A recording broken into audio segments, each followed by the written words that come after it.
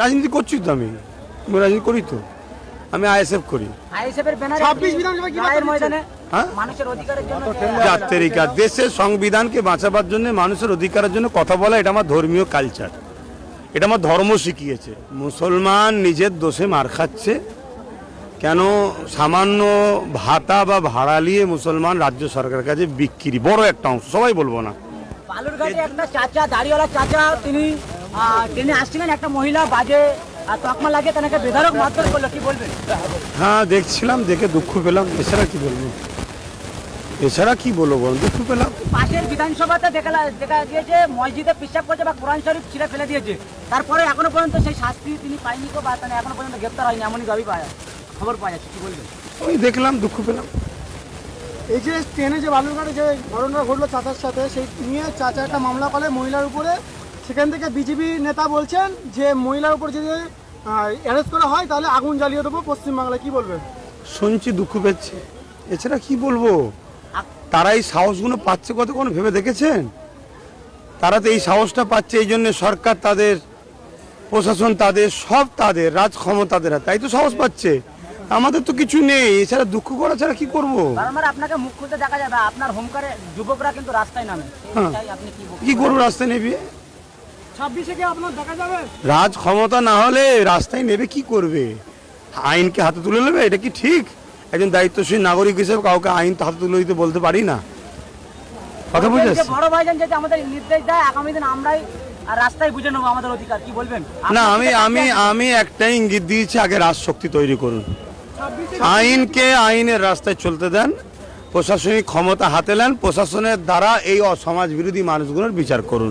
এর জন্য যুব সমাজকে বলবো আপনারা চেষ্টা করুন। রাজ্যে পুলিশ মন্ত্রী এখনো পর্যন্ত তিনি কি সঠিক বিচার দিতে পারছেন? এইভাবে একটা মুরব্বীর উপরে আক্রমণ, কি বলবেন? ব্যর্থ কি পুলিশ মন্ত্রী? ব্যর্থ তো অনেক আগেই হয়েছে, কিন্তু কথা হচ্ছে মুসলমান নিজের দোষে মার খাচ্ছে কেন? সামান্য ভাতা বা ভাড়া নিয়ে মুসলমান রাজ্য সরকারের কাছে বিক্রি, বড় একটা অংশ, সবাই বলবো না। এর জন্য আজকে এই দুর্দশা হচ্ছে ভাই, এছাড়া আমার কিছু বলার নেই। আগামী দিনে এই প্রতিবাদের কারণে বা শক্ত একেবারে জমিন শক্ত করার জন্য বা অধিকার ছিনিয়ে নেওয়ার জন্য রাজনীতির ময়দানে কি আপনাকে দেখা যাবে? আপনি তো একেবারে রাজনীতি করছি তো আমি রাজনীতি করি তো আমি আইএসএফ করি। আইএসএফের ব্যানারে 26 বিধানসভা কি লড়াইয়ের ময়দানে হ্যাঁ? মানুষের অধিকারের জন্য জাতেরিকা দেশের সংবিধানকে বাঁচাবার জন্য মানুষের অধিকারের জন্য কথা বলা এটা আমার ধর্মীয় কালচার, এটা আমার ধর্ম শিখিয়েছে। আমি একজন পীর সাহেব বা পীরজাদা যে ভাষায় আপনি ডাকেন, ওটা আমার ধর্ম আমায় শিখিয়েছে মানুষের অধিকার, মানুষ গরিব মানুষ, মুসলিম মানুষের পাশে দাঁড়াও, দেশকে ভালোবাসো, দেশের সার্বভৌমত্ব নিরাপদে রাখো, এর জন্য তুমি কাজ করো, এটা আমার ধর্মীয় কাজ, আমি করছি তো। বাংলায় যা ঘটছে 26-এ কি বিধানসভা ভোটে আইএসএফের ব্যানারে আপনাকে লড়াইয়ের ময়দান দেখা যাবে? সেটা সময়ের কথা, সেটা তো দেখো, আমি তো এখনো বলছি তো, গরিবের হয়ে লড়াই করা, গরিবের হয়ে কাজ করা, গরিবের হয়ে করা, এটা আমার ধর্মীয় কাজ, আমি করে যেতে হবে, সবসময় করে যেতে হবে। আপনার সংগঠন করার জন্য এই ক্যানিং বিধানসভাতে একাধিক এলাকাতে আপনার কথা মতন একেবারে প্রতিবাদ করার জন্য বুলডোজার দিয়ে ঘর বাড়ি ভাঙচুর করেছিল, সেই এলাকাতে এত মানুষের ঢল, আবার আগামী দিন কি পদক্ষেপ নিচ্ছেন?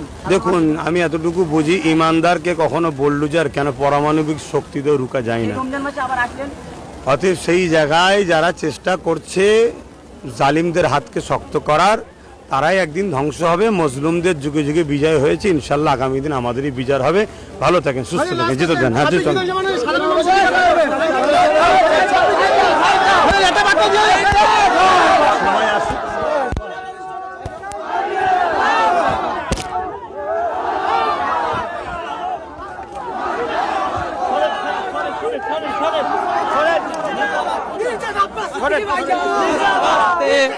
আস্তে দাঁড়িয়ে